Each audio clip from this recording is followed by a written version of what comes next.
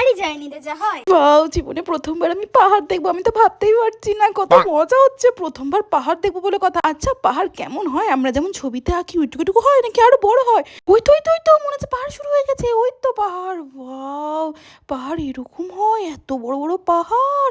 আর আমরা পাহাড়ের উপর দিয়ে এভাবে উঠছি। আমি তো জানতামই না পাহাড় এত সুন্দর হয়। কি সুন্দর লাগছে দেখতে। ওরে বাবারে, এত ঝাঁকুনি কেন দিচ্ছে? এ তো পুরো ব্রেক ডান্সের মতো আমাকে এদিক থেকে ওদিক আটকে ফেলছে। বাবারে, পাহাড়ে এভাবে উঠতে হয়? ও বাবারে, এবার এদিকে ঝাঁকানি দিচ্ছে।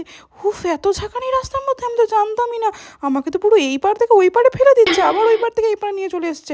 বাবা, কিরকম ভয় লাগছে! ও মা গো, এত গোল গোল ঘুরে তোমার পেটটা কিরকমই গুড় গুড় গুড় করছে, পেটের ভিতরে সুড়সুড়ি হচ্ছে। বাপরে বাপ, এই রাস্তা কখন শেষ হবে? এ বাবা, এবার তোমার গাটাও কিরকম গোলোচ্ছে, মনে হচ্ছে বমি হবে। না না, বমি হবে মনে হচ্ছে। গাড়ি থামাতে হবে।